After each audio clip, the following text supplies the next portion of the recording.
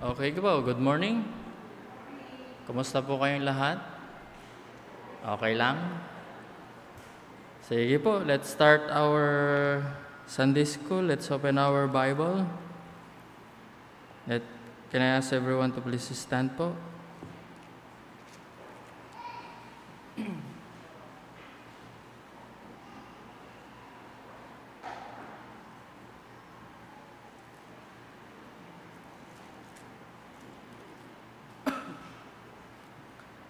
Basahin po natin ulit yung Ephesians chapter 5. Ephesians chapter 5. Sa mga visitor po natin, magandang umaga po. Welcome po sa Sunday School. And those grandparents po pala na nandito sa atin, Happy Grandparents Day po sa inyong lahat po. Ephesians chapter 5. Basahin po natin ulit hanggang 21. Ephesians chapter 5, verse 1 hanggang 21 po tayo. Are you there po?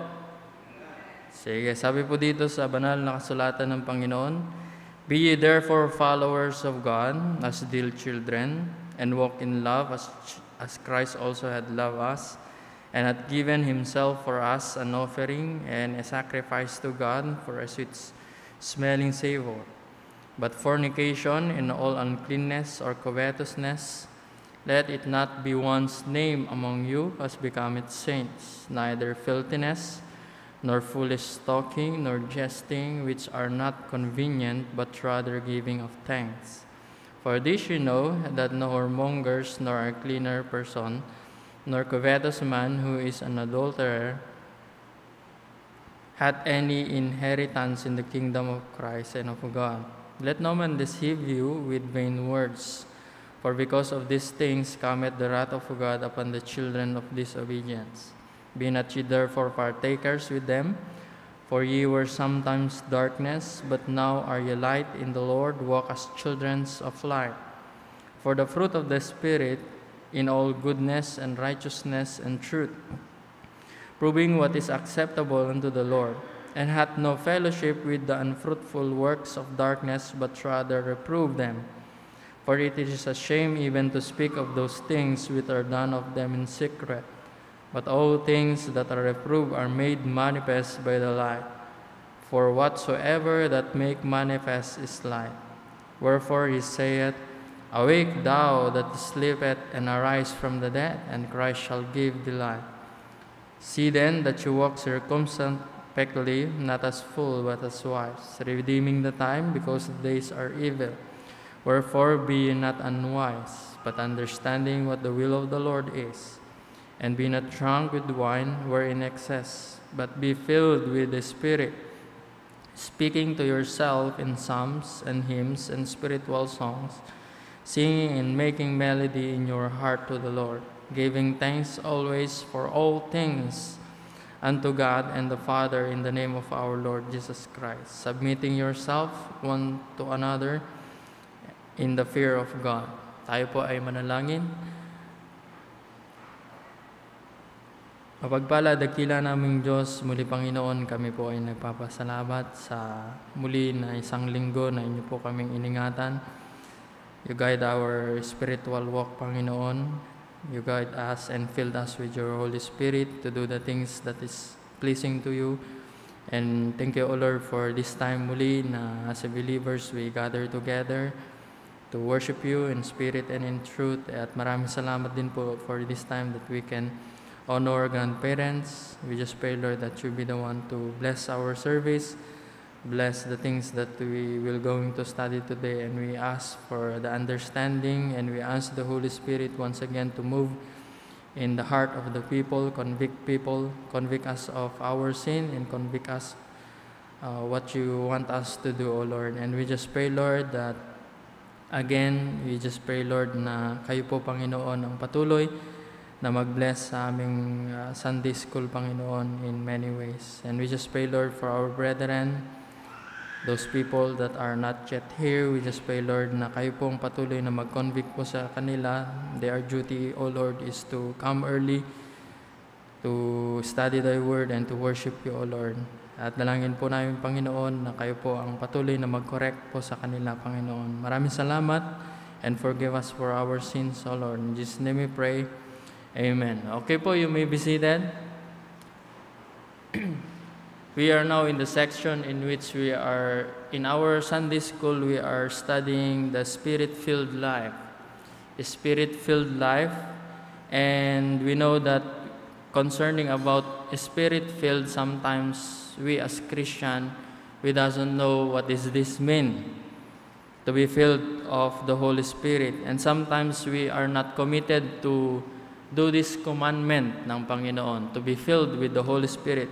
That's why last week we talked about what is the filling of the Holy Spirit.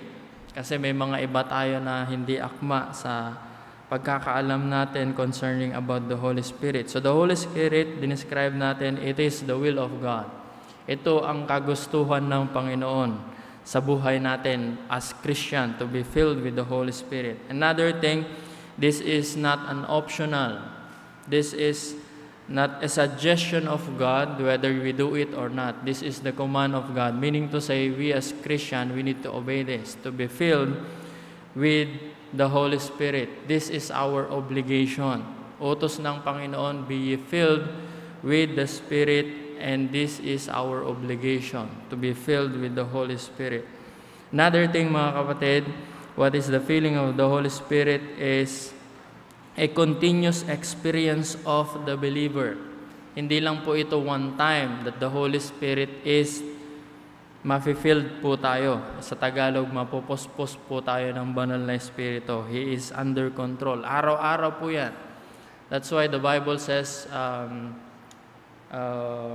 we are renewed day by day. Kasi kailangan po natin yan. We are renewed day by day. Same as true, the feeling of the Holy Spirit is a continuous process po. Hanggang tayo ay mamatay, kukunin na ng Panginoon, may experience po natin yung feeling of the Holy Spirit. And the feeling of the Holy Spirit, we know that this is the work of God.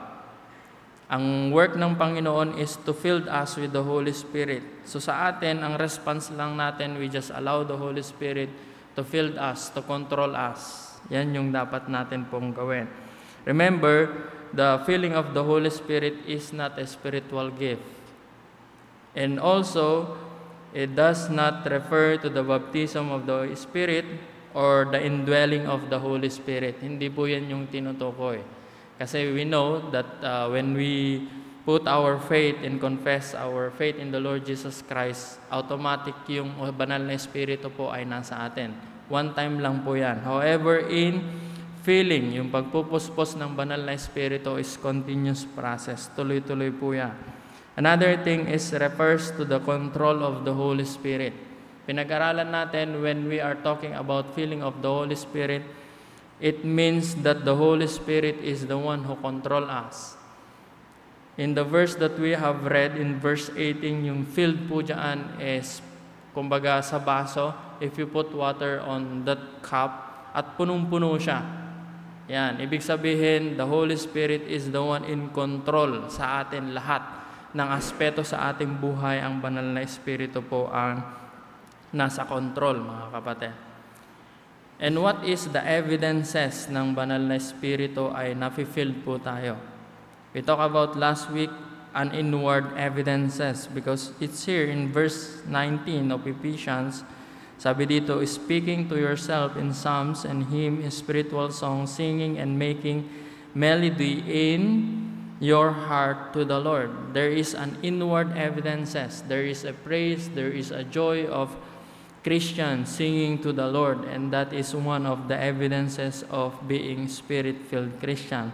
Another thing is in verse 20, sabi po dito, giving thanks always for all things unto God and the Father in the name of our Lord Jesus Christ. So in an upward evidences, we are giving thanks to the Lord. We have a thankful heart if we are filled with the Holy Spirit.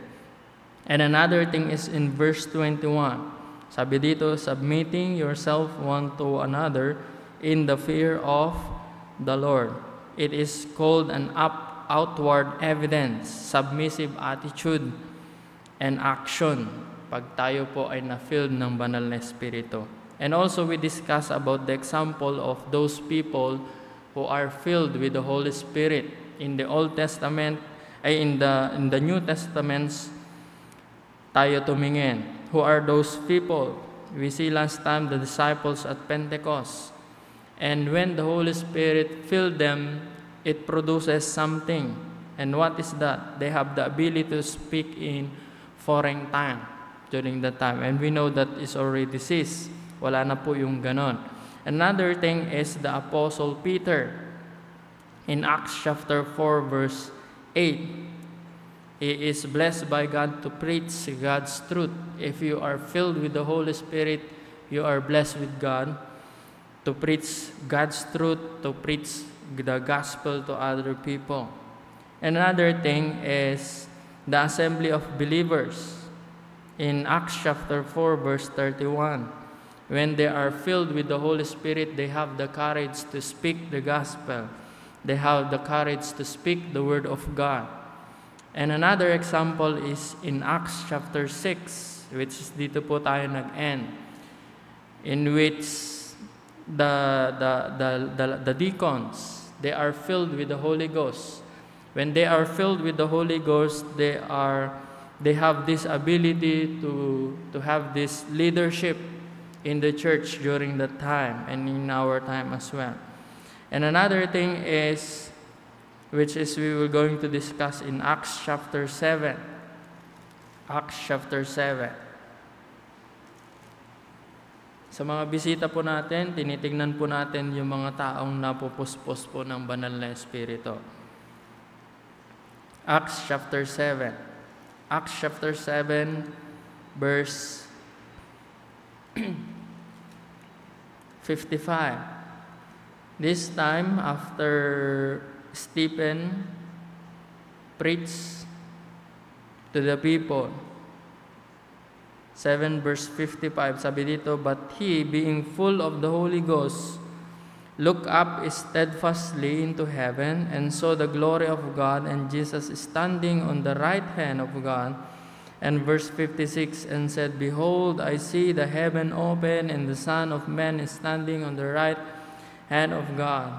Verse 57, "Then they cried out with a loud voice, and stopped their ears, and ran upon him with one accord, and 58, and cast him out of the city, and stoned him. And the witness laid down their clothes at a young man's feet, whose name was Saul." What we can see here is when Stephen was filled with the Holy Spirit, he preached the Word of God. And in this time, yung binasa po natin, we can see that Stephen have peace in the midst of persecution. Even he faced persecution, troubles this time, they stoned him. Even in death, there's still a peace in him. If you are filled with the Holy Spirit, we have the peace in the midst of persecution, in the midst of suffering, we still have peace. And another thing is the Apostle Paul in Acts chapter 13. Acts chapter 13. If we are filled with the Holy Spirit, this is what happened with the Apostle Paul. Sabi dito, "Then Saul, who also is called Paul, filled with the Holy Ghost, set his eyes on him." Referring po kay Bar Jesus, referring po kay Elymas during that time, who opposed the teaching and preaching of Apostle Paul. But we can see here that Apostle Paul was filled with the Holy Spirit, and he can discern. We can discern the spiritual things. Alam ni Apostle Paul concerning the spiritual things, concerning about God, and concerning even these people. He can discern that these people is not really of God. He opposed the teaching of Apostle Paul. He opposed the gospel being preached during that time. And in Acts chapter 13, verse 52, sabi dito, "And the disciples were filled with joy and with the Holy Ghost." If you are filled with the Holy Ghost, mga kapatid, you have joy. meron kang ligaya pa rin sa puso nyo. Kahit anong circumstances na ma-face po natin, struggles, problems sa buhay, meron pa rin joy if we are filled with the Holy Spirit. Now, titignan naman po natin what is the key to being Spirit-filled as Christian. Ano yung key ba? Para yung banal na Espiritu ay talagang mapupuspos po tayo. Basically, the key to being Spirit-filled is the yieldedness to God on our daily basis. O yung pagbibigay natin, pagsasubmit po natin sa Panginoon, lumalapit po tayo sa Panginoon. Yan po yung isa sa mga key. God automatically filled the believers with His Spirit as he or she surrendered to Him. Again, the responsibility of God is to fill us. But as we as believer, our responsibility is to allow Him. Trabaho ng Diyos na tayo ay i-control. Pero trabaho natin naman as Christian is we allow God to control our life. So the spiritfulness can be the daily experience on every believer if there is a moment-by-moment submissive and open heart to the Spirit. Again, there are 3 conditions for being filled with the Holy Spirit. Meron pong 3 kondisyon para masabi natin na ang banal na Espiritu ay talagang mapupuspos tayo. He is under control of our life as Christian. Una na condition po dito in order for the Holy Spirit is filled us is don't quench the Spirit. Do not quench the Holy Spirit. Look at 1 Thessalonians.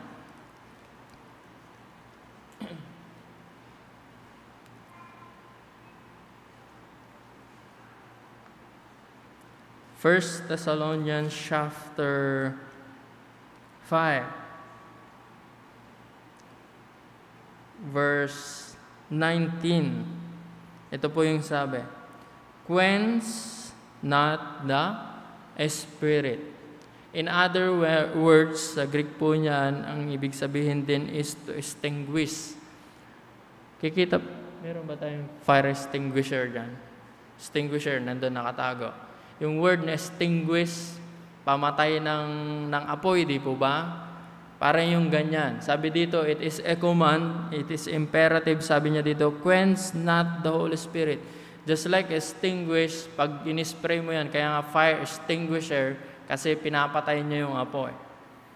Kuminsan, as Christian, ganyan po yung ginagawa po natin. It is meaning, mga kapatid, that we don't allow God to speak to us. Parang nangungusap ang Panginoon po sa atin in conviction of the Holy Spirit, pero hindi natin ginagawa. Parang we shut up the mouth of the Holy Spirit. Parang ganyan. Parang hinahayaan mo yung banal na Espiritu na huwag magsalita. Ino-oppose mo kaagad.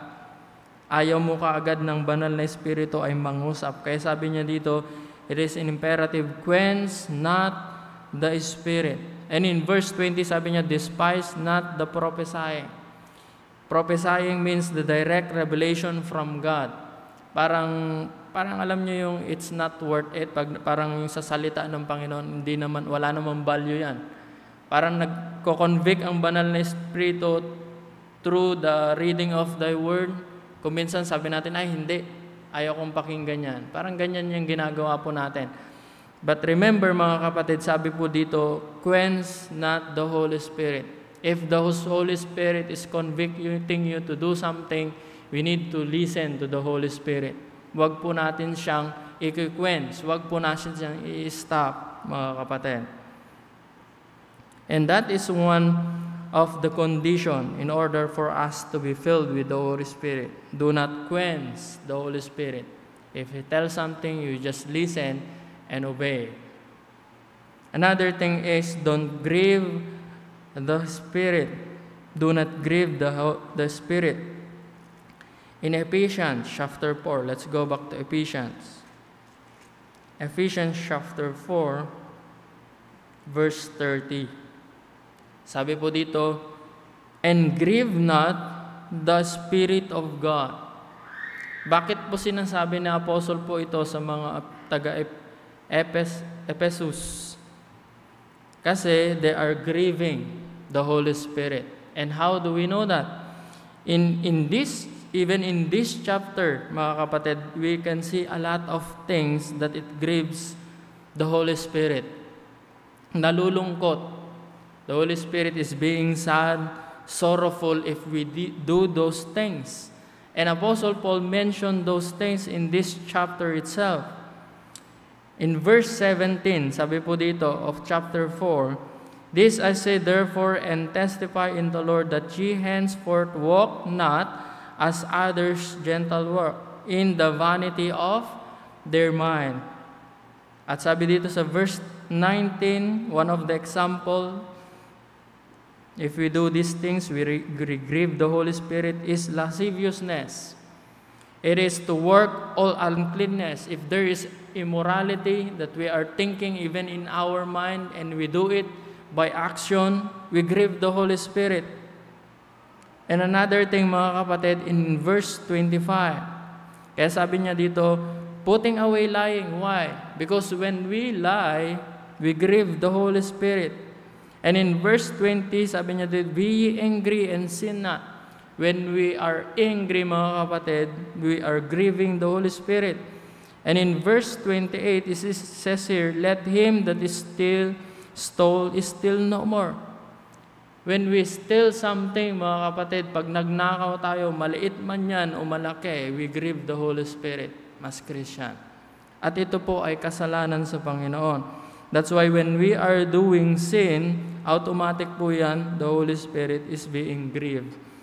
And another thing dito sa verse 29, let no corruption communication proceed out of your mouth. When we say something that is corrupt sa ating bibig, automatic po yan. We grieve the Holy Spirit.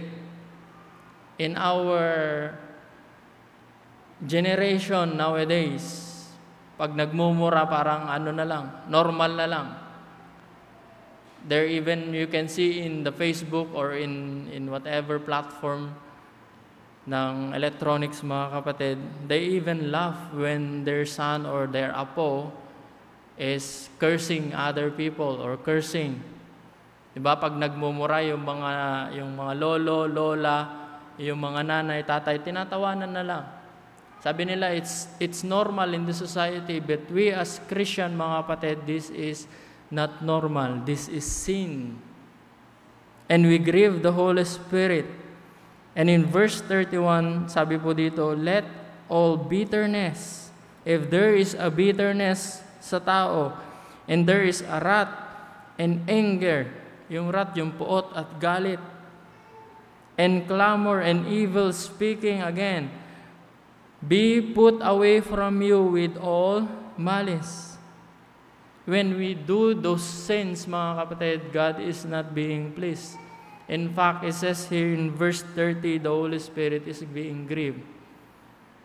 And if you are not a believer in this time, we mention all those things at ito po ay kasalanan sa Panginoon. Lahat ng lumalabas sa bibig na kasalanan, pagmumura, lahat ng naiisip, lahat ng ginagawa, lahat ng napupuso, kasalanan po ito sa Panginoon. At sabi ng Panginoon, for the wages, ang kabayaran ng kasalanan ay kamatayan. Ikaw ay mamamatay dahil ikaw ay makasalanan. Pero alam po natin na ang Diyos ay mapagmahal. Ibinigay niya ang kanyang anak. Bakit? Kung sarili po natin, we cannot save ourselves. That's why God take a step in which He gave His only begotten Son. Sabi ng Bible, that whosoever believeth in Him should not perish but have everlasting life. The Lord Jesus Christ ay naisilang, nabuhay ng perpekto, pero po siya po ay napatay dun sa krus sa kasalanan natin, hindi po siya sa kanyang kasalanan. Siya inilibing at nabuhay magmuli at meron po tayong kaligtasan kung tayo po ay mananampalataya sa Kanya.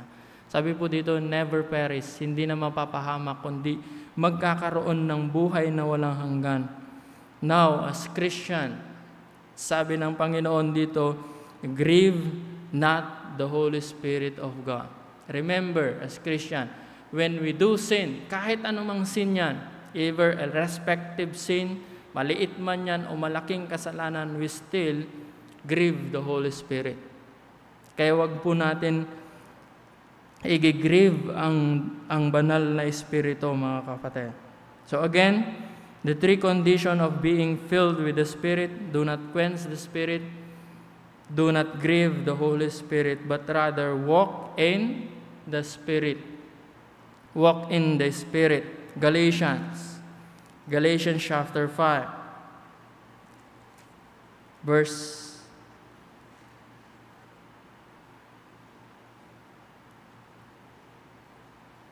16.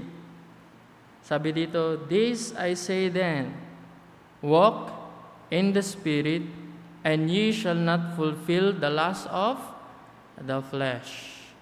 Walk in the Spirit, not walk yung control ng flesh po natin. Wag po natin gagawin po yon. That's why in our next kasi tapos na po natin the Spirit, the feeling of the Holy Spirit. Now we go to this part. You walk in the Spirit, and you shall not fulfill the lust of the flesh. Yung dalawa po na ito, they are always fighting each other, the Spirit and then the flesh. And this is the struggle of Christian. Kailangan po natin maintindihan po yung dalawa na po yon. That we as Christian, we struggle in these things. We struggle about Satan. That's why Pastor preached about the armor of God, that we need to wear it because we are under battle all the time as Christian against Satan, against the flesh, and against the Word. Now, we were going to study about the struggle of the Spirit. Nag-i-struggle din po yung banal na Espiritu po sa atin as Christian. Why? Because there are many times as Christian, we don't follow the commandment of God. We don't follow the conviction of the Holy Spirit, and the Holy Spirit is struggled in our life as Christian. Nag-i-struggle po yan. Tayo din as Christian, di ba? We struggle in these two things. Yung flesh at yung spirit. Always, consistent po yan. Everyday po yan. Nag-i-struggle po tayo dyan as Christians. But remember, even in this midst of a struggle, mga kapatid, there is still a hope. There is still a victory, mga kapatid. And eventually, in the future, when God's come, there is a complete deliverance. Kasi day to day yan. Nag-i-struggle po tayo sa flesh po natin.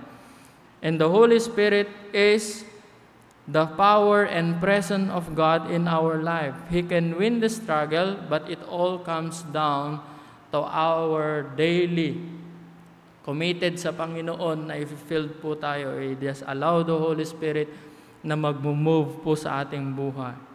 Now, the moment that you trusted the Lord Jesus Christ, in that time, the moment din ng banal na Espiritu po ay nasa atin. Tama po? Now, as children of God, we are given a new nature. Kailangan po natin naintindihan po yan. When we are saved na, the Holy Spirit ay nag-indwells po na sa atin, and we know that we studied on the past that the Holy Spirit is who give us regeneration. He give us new nature. And the Holy Spirit brought into your life a new set of desire. Meron na tayong bagong desire. Yung sin nature natin po noon ay nabago na po. We have now a new desire. Yung desire po natin is to live holy, and yung desire po natin is to live a godly life. Yan na yung bagong desire po natin. In the other hand naman po, mga kapatid, we have what we call the old nature.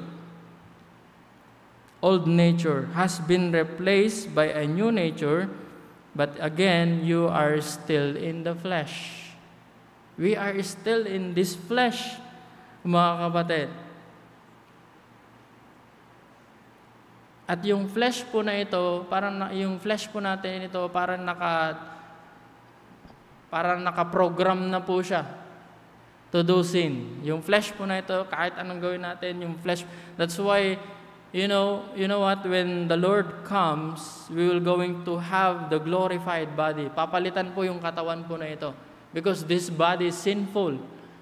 Struggle po natin yan day by day. This body is program, yung mind po natin, di ba?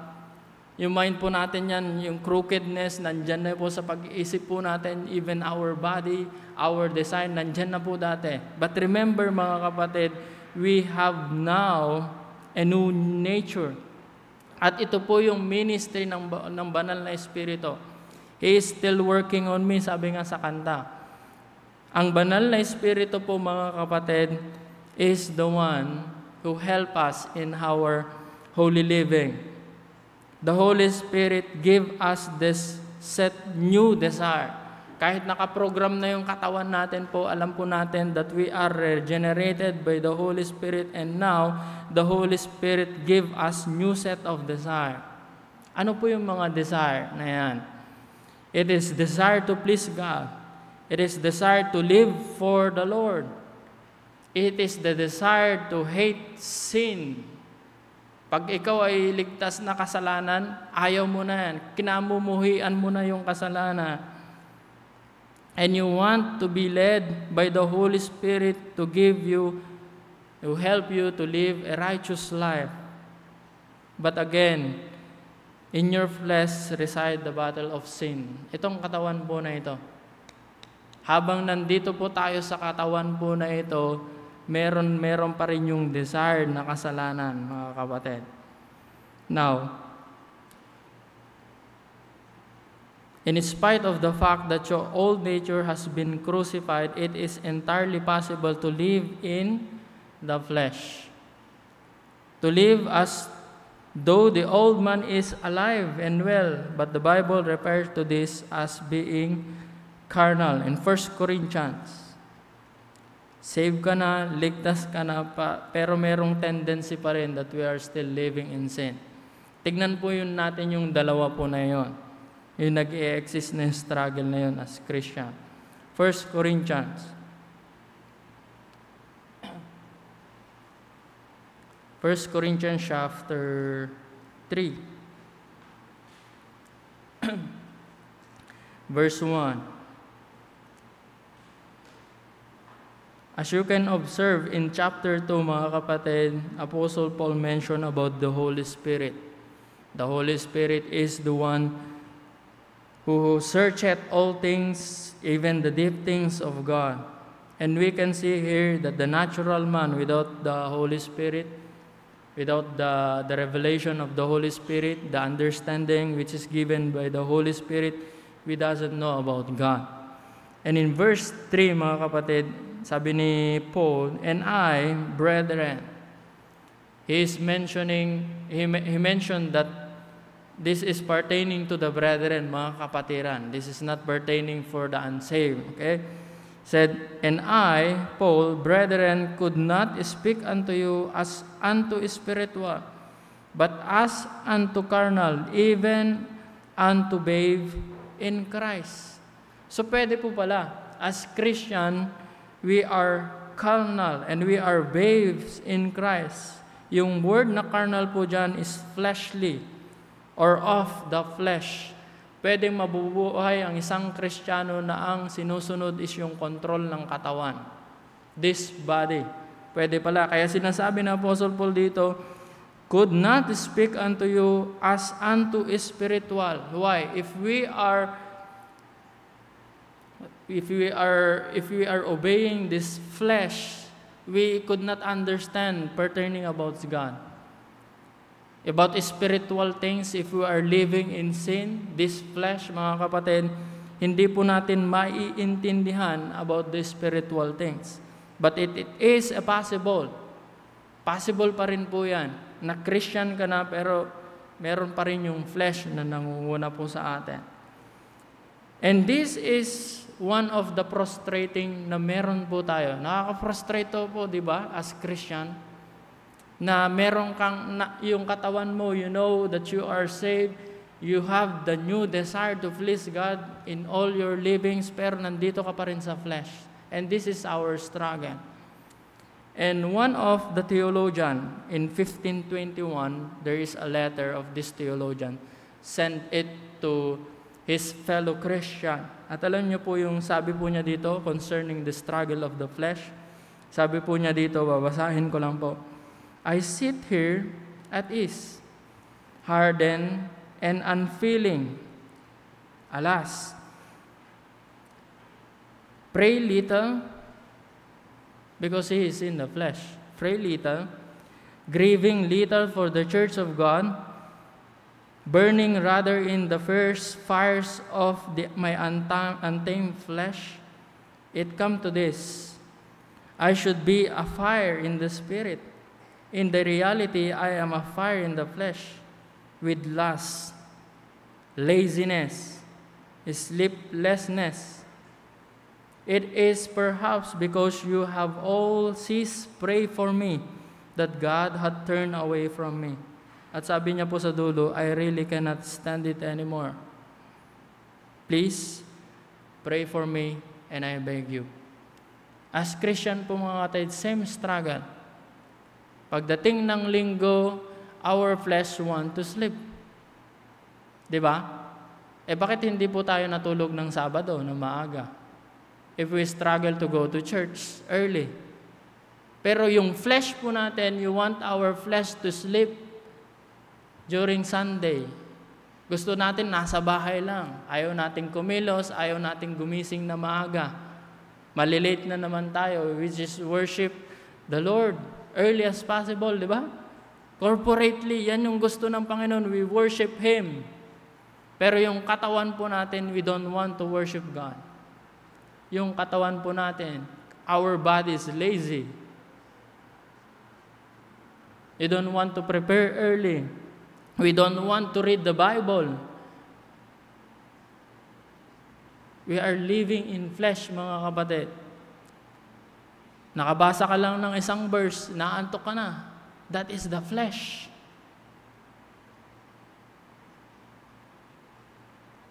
And we are struggling as Christians.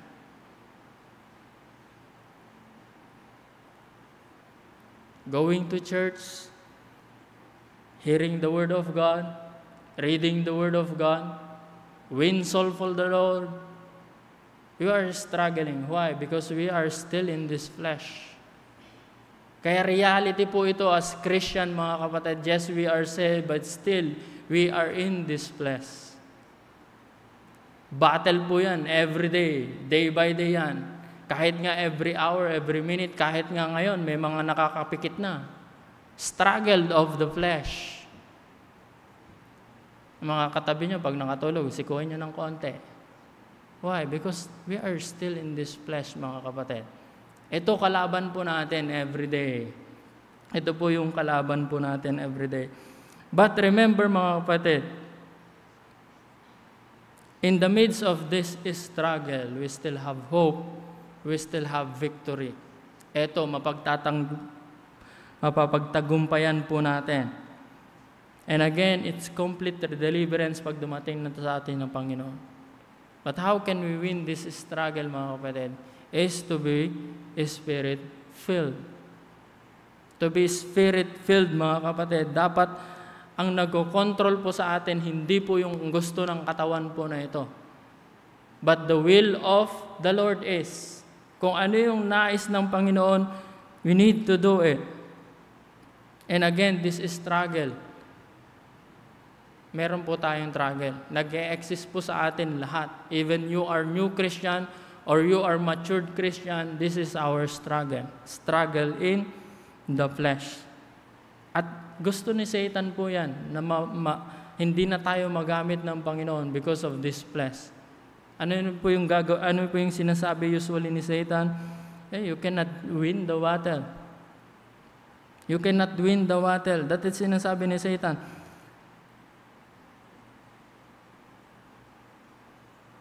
Sasabihin ni Satan, there is no way na mananalo ka sa struggle mo in your body.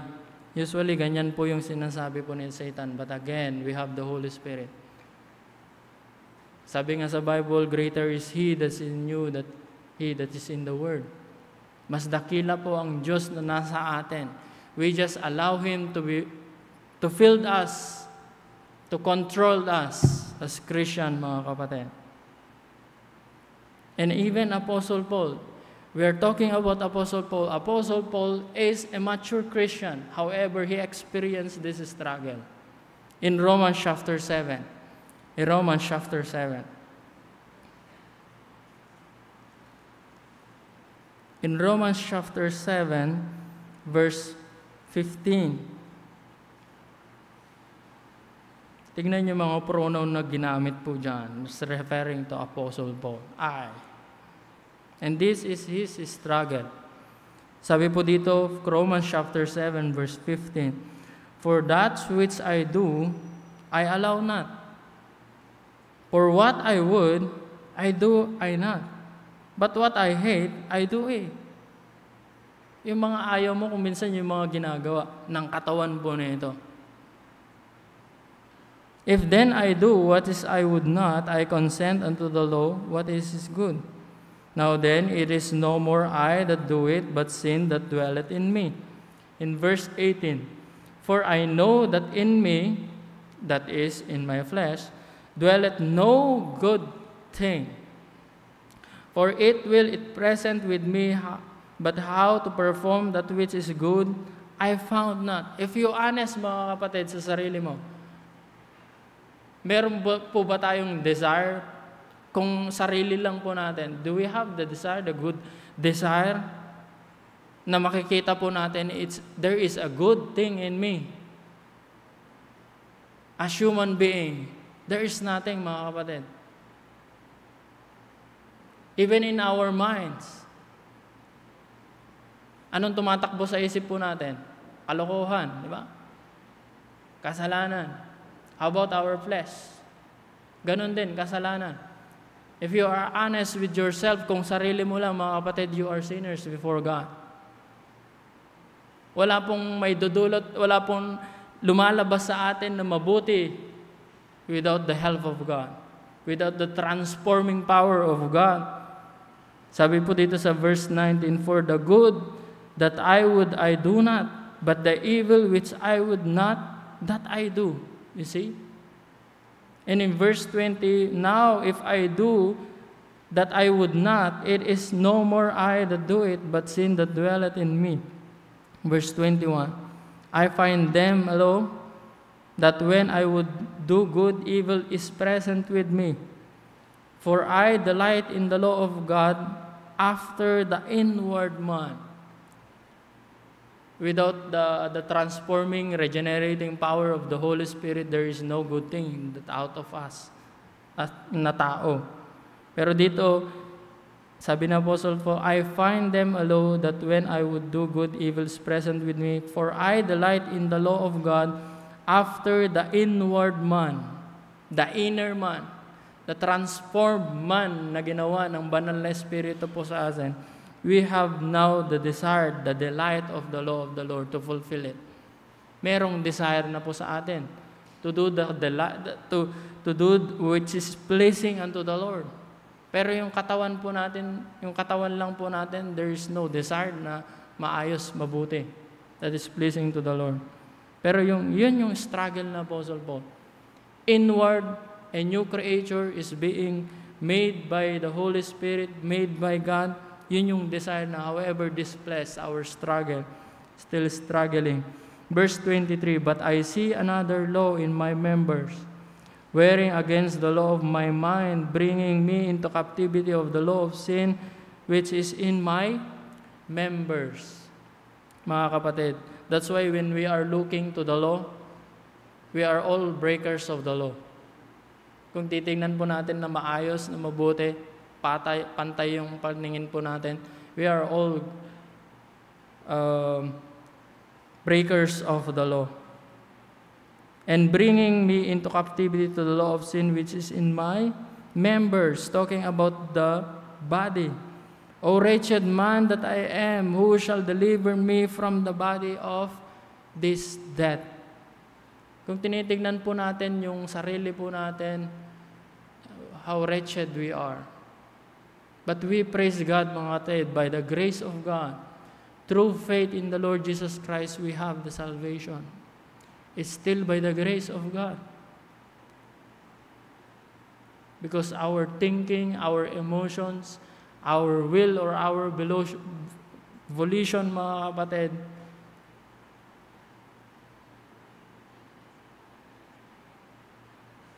it's under sin, mga kapatid. Pero we thank God. But we are created, we are now new in Him. Just like Apostle Paul. This is the struggle of Apostle Paul. In verse 25, look at Apostle Paul said, I thank God through Jesus Christ our Lord. Are we thankful, mga kapatid, sa ating pong Panginoon? Yes, this flesh, mga kapatid, is sinning by day. But we praise God, we have the Holy Spirit. Siya ang laging nagko-convict sa atin to direct us to a way or a path in which give pleasing to the Lord. And we praise God and we thank God. Kung sarilan po natin, just like Apostle Paul, what he said here, O wretched man that I am. We are all wretched before God. We are sinners before God. Tayo po ay lahat ay nagkasala pa sa Panginoon. But we praise God and we thank God, just like Apostle Paul said, through Jesus Christ. We can see here in Romans chapter 6 what the Lord Jesus Christ did.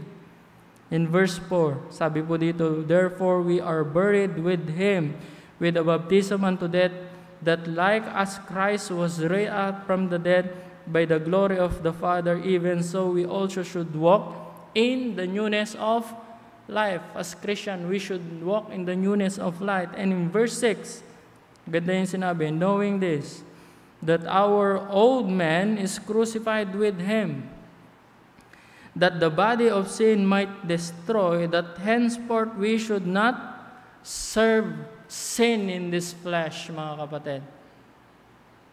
And in verse 11, likewise reckon ye also yourself to be dead indeed unto sin. Tayo na ay patay na sa kasalanan as Christian, but alive unto God through Jesus Christ our Lord.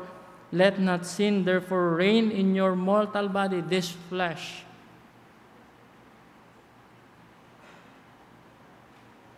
That ye should obey it in the lust thereof. Neither yield ye your members, your body, as instrument of unrighteousness unto sin, but yield yourself unto God, and those that are alive from the dead, and your members as instrument of righteousness unto God.